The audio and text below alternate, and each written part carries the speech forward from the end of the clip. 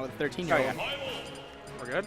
All right, we're good. We're playing a game right now. They're playing Smash Brothers for Wii U. Which one is this? Is this Project M? We can't say that on stream. Oh my God. Oh my We God. have to call Paper Mario. Schwing looks so esports right now. Oh my God. He's got the hoodie with the white outlines, and then he's got like the yellow shade glass. Dude, he's like pretty much. They're called Gunners, dude. He's pretty much Medios, but with like short hair. Are they called Gunners? Is that what they're called? If you go on Gunners.com/Jaaahsh, you get 10% off your Gunners purchase. Wow.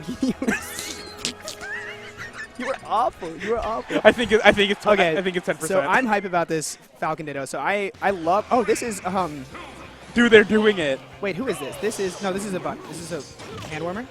Nope. Oh, I guess not. They're going straight into the What's match. his tag again? What did it used to be? Grandpa Jaaahsh? Grandpa Jaaahsh.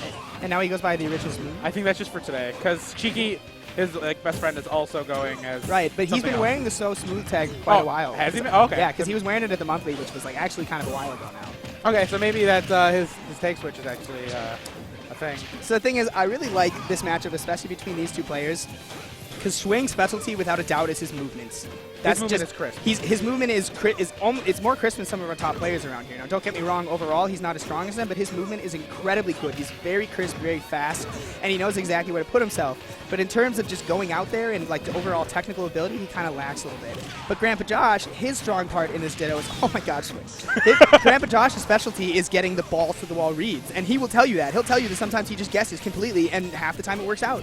Like he loves to just walk up to you and turn around forward smash. Like that's just like his thing, you know. He just loves to stick out the elbow. Don't say it's not a bad thing. That's how you play Falcon, you know. High risk, high reward.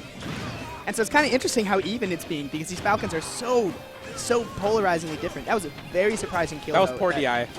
Yeah, it was, but it's kind of that move you don't really expect it when you're hanging on the ledge. See, those there's there the ball was, to the wall forward smash. Ooh, interesting trade. God, his movement makes me want to play the game. It is very, very crisp. Ooh, close. He tried like to get he makes it look easy, and it's not.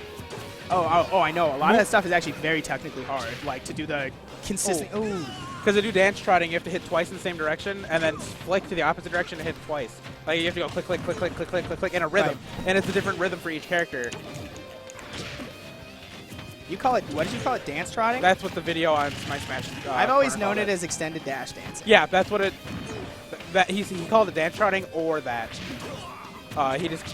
Either or. It was interesting either mix-up from Schwing, but really not a good idea when the opponent's just kind of sitting there waiting for you, because then you can just hit him with the down tilt like you did. The second time they both did Falcon dive at the same time.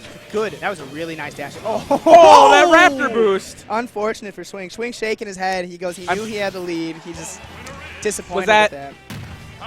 See, honestly, I felt like for almost the entire game there, Schwing really just had control of the match. But he started to get a little bit too flagrant off stage. He started kind of doing some tricks, some stuff. He tried to be a little more confident out stage. And it just, he made a technical mistake. He's put himself in those situations, and it just didn't really work out too well for him. Oh, whatever. It doesn't matter anymore. So Schwing looks a little bitter right now, looking at the player cam. He's, he's ruffling his shoulders. Do you think that was a mistake, or do you think he just went for it? Definitely a mistake. Okay. Definitely a mistake. But I've known him to go for really random things like that. Yeah, but so does Grandpa Jaaahsh. I love that about both these players. Yeah. They both love the bodied. Let's be real though. When you're playing Falcon, you kind of have to. Well, that's the character. That's exactly why they know who they're making. Like I swear, like I know Schwing he's a very serious player. He's usually almost always trying, but it sometimes just looks like he's not because of some of the stuff he does. That was amazing. That was a perfect pivot into jab. Oh yeah. Oh yeah, I tried perfect pivoting. It's the hardest thing in the universe. Jab is so important in this matchup because Falcon just has. It's just. Do you know the frame data on his jab? No. Okay. I want to say. I would probably say frame 3 or 4. Yeah, I was gonna say 3 or 4. So I don't actually know. Usually I know that that's like the first thing I look on a character if I'm trying to learn how to put the matchup is their jab speed. Ooh, he was just a little bit off on that spacing with the elbow. He knew he was gonna go for the roll. He just technical mistake there. For stock looking like an M&M. on that shield. And see, the big thing about Falcon's jab is not only that he can repeat it and cover things like neutral get up and side step, very nice grab. That was a really good boost. But he can also, the end lag on his jabs is very, very low. And that's part of the frame data that people don't really look at. And so like an example is like Bowser. Bowser's jab is really bad when you use both too, but the first hit cancels very, very quickly. And so Falcon can opt for a lot of other options out of jab, which is why it's so good. Is that he can sit there and hold jab, and then if it doesn't work out, he can just stop jabbing and do something else. Or he can just keep hitting jab. Ooh, better dodge. Grandpa's just looking for those forward smashes right now. Hey, he's your grandpa now? I keep calling him Gramps. Gramps. Gramps Jaaahsh.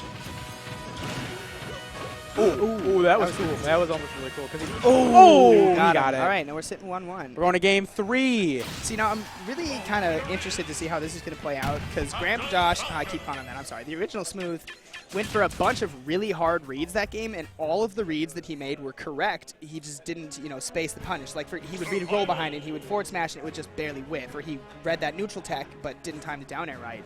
So if he can really kind of tune his play style and actually start landing those punishes, I think we could see definitely a game 3 victory from him. But it's a question of whether or not he's going to do that. What do you think the stage? Oh boy, it's, stages and dittos don't have anything to do with the matchup. It almost always comes down to preference.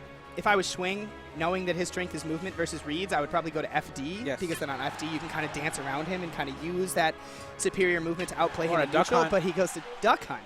Interesting pick, honestly. Very interesting. I think that just gives Schwing more room to move around. It does give him a lot of room to move around, but see, the blast zones on this are kind of big from the middle of the stage, so it's potentially that Grandpa Jaaahsh could live longer and then get more time to pull off those crazy reads. So we're going to have to see how this plays out here. Ooh, the rogue Falcon kick. Oh, Schwing misses the dash. Interesting. What can he have at the grab? Oh! Very nice. Oh, but Schwing, very clutch wall jump. See, maybe that's why he picked Duck Hunt. He knows that he's going to get spiked, and so he likes the ability to come back from that kind of stuff. That could have been devastating if he didn't have a wall there to jump on. Very hard to come back against a good Falcon. Well, what's he going to do with that? That was a very nice run back F smash. One of those sliding. Ooh, the tree. He tries to do it again. I wonder if that was a technical error. Good jab. Perfect pivot, or perfect shield jab. Always a solid punish with Falcon. Nice. You actually get to this point, Schwing was telling me this earlier, where, ooh, very nice. With Falcon, his best out of shield punish after about 30 or 40% is always jab. Because jab does about 10%, and none of Falcon's throws do very much damage. They'll do about 6 to 7. And so once the down throw is going to stop comboing every time, you're better off just jabbing every single time you get a punish. Interesting. Yeah, very. Ooh, I like that side B. That was super risky. It was kind of like a mangle, but with without the ability to change the angle. Yeah, but it was a raptor boost, so it wasn't a mangle. Ooh, I think you mean a shinjangle. Shinjangle. That's what we're calling him in this game. Oh, nice duck or dog. That's a dog. I always call it a duck because this is duck. Well, I mean, because his name is Duck Hunt, and so I'm so used to calling the dog Duck Hunt. Neil doesn't know his animals, everyone. Hey, I'm in. Aren't you like a medical major? You don't need to know animals. I want to go to vet school. Yeah, oh, that's why I think never mind. Don't trust this dude with your animals. He doesn't know if a duck is a dog. Oh, that was goofy. What is this game? Wow, Schwing pulled out actually very solid win there. Kind of showed his dominance game too. Is that the real Schwing hammer? That is the real, the one and only Chad I Wear Gunners Schwing hammer.